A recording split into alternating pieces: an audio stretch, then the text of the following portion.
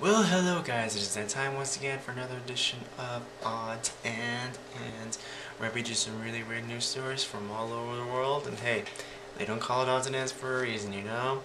I apologize for this being very late, even though, like I said before, I would have it on Thursday, but I got lazy, things came up, and I guess this is the only time I really have between my work schedule and just stuff in general, so I'm ready for this, and I'm sure you guys are too, so let's get going. Our first story comes out of Spain, where new government austerity measures bump tax rates on theater tickets. A rebellious theater owner in small Catalan village of Bascanio found the perfect loophole: selling carrots. Carrots are plentiful in the farmlands of Catalonia and, as a staple crop, are exempt from the tax hike. Over the summer, the value-added tax rate on tickets jumped from 8% to 21%. Carrots, however, are only taxed 4%. So, Bascanio theater owner Quim Marci is selling carrots for €13 and €15, which are $17 and $19 in American currency. With each carrot sold, buyers get free entrance to a show. Since Marci launched his Carrot Revolution, shows at the theater have been selling out. Quote, "There's an announcement before the show begins that says photos are not permitted and that you should turn off your cell phone. So now we're going to add no chomping loudly on your carrots during the show," Maurice told NPR. Well, that's one way of getting over a tax hike, since they're charging from 8% to 21% for a movie ticket. To me, that's outrageous. I mean, why would you charge the price of a movie ticket in order to actually, I don't know, gain more taxes? I mean, it's just like the least likely thing to do, though. But carrots are a 4% tax, which isn't too bad. But I gotta say, this guy is probably pretty smart for using carrots as an alternative to selling tickets, since they really can't really pay that much, since this tax hike hasn't really gone on, though. But the no chomping carrots loudly during the show doesn't get any funnier than that, honestly. Moving on. Our next story comes out of Arizona, where a suburban Phoenix woman, angry over the re-election of Democratic President Obama, ran over her husband with a family car because he forgot to vote, according to police. Daniel Solomon, 36, told his wife, 28-year-old Holly Solomon, became angry over his, quote, lack of voter participation in the November 6 presidential election.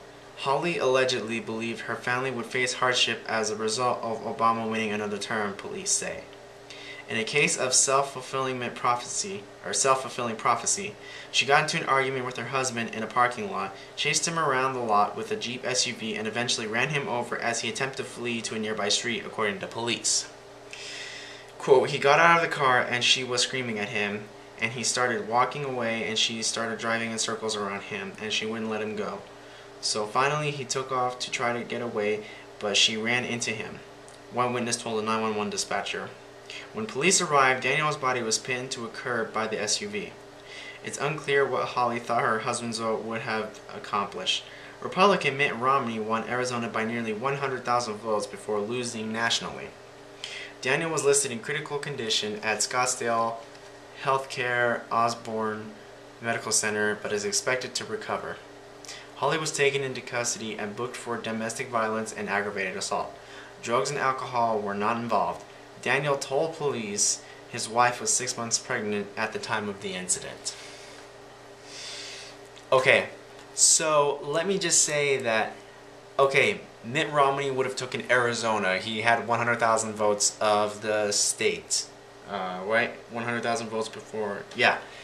In the state of Arizona, he had 100,000 votes. So do you really think that one state is really going to make a difference when he lost to Obama nationally? Yeah, and then you get angry at your husband because he didn't, quote unquote, lack of voter participation. And then what do? You get in your car and you run your husband over just because he didn't participate. To me, that's stupid. And you're 6 months pregnant. Maybe it's the hormones. I don't know, but Yeah, and you're gonna get thrown in, and you're thrown in jail for domestic violence and aggravated assault. Way to go! And I'm pretty sure your baby's gonna be born in jail, and you're gonna say that mama is a bad example. Way to go! Way to go! People in Arizona are crazy, but not everybody, because I know a few people who live in Arizona, so I take that into consideration as to most of the people, but not all of them. So, yeah. Moving on. Our next story comes out of Connecticut, where after stealing the car of a Chinese food delivery man, an enterprising thief decided to finish out the delivery route by himself by rushing hot food to hungry customers. The delivery driver had left his car running outside Bristow Middle School in West Hartford just before noon on Friday, November 9th. When he returned, it was gone, he says. He called police and told his boss to inform the restaurant's customers that they won't be getting their orders. As it turned out, however, several of the deliveries had already been made. Police in Hartford were notified, and the thief was soon arrested.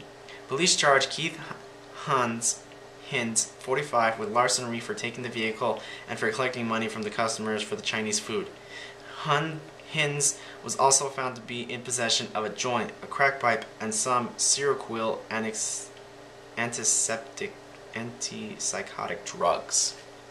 That's a mouthful, but wow, that's really one weird way of putting it. This guy hijacks a food truck, finishes up the delivery, takes the money, and then police arrest him, and they found this on him. So not only is he going to get charged with larceny for taking a vehicle and for collecting money from customers from the Chinese food, but with all the stuff they found on him, obviously he's going to get charged on top of that as well, which could be another... I really don't know how the system works in Connecticut though, but it's going to be quite a while, honestly, and depending on how they look at this case, who knows what might happen though. But because of this drugs things, I don't know how it's going to counteract that though. But moving on, our final story comes out of Colorado, where the U.S. Postal Service is defending a mailman who stepped over the dead body of a homeowner to deliver the mail. According to police, Dale Porch, 46, was dropped off at his home earlier this month after working the night shift for the Regional Transportation District. Unfortunately, he never made it inside, passing out and collapsing in front of on his front steps. The grown son of Porch discovered his father's body about an hour afterward and called 911. The efforts to resuscitate Porch were unsuccessful. Quote, "When we found the body later around noon, he was still warm. Maybe if the mailman had done something, he would still be here," Porch's sister-in-law, Kimberly Cordova, told Denver's KMGH7 News. USPS acknowledged that one of its mail carriers did deliver to the home that day and encountered Porch's body but mistook it for a mannequin. Quote, we do know the carrier delivered the mail to the house that day and he remembered seeing something he thought was related to Halloween," the Postal Service said in a statement. Quote, "When the carrier learned that that was not the case, he was shocked and extremely upset." Okay, dude, so you are a mailman, you're delivering mail, you see something out on the lawn that looks like a mannequin. You should have turned it over to see if it was a real body, then you would have called 911 and you would have done whatever you could to resuscitate him.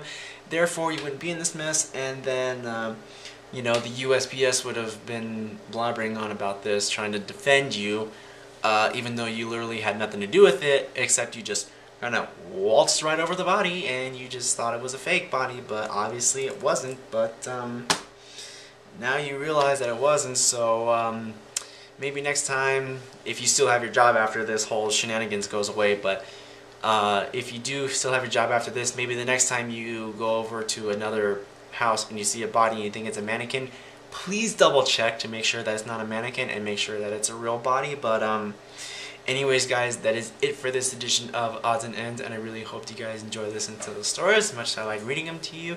And we will see you Thursday for the next edition, and until next time, we will see you guys later.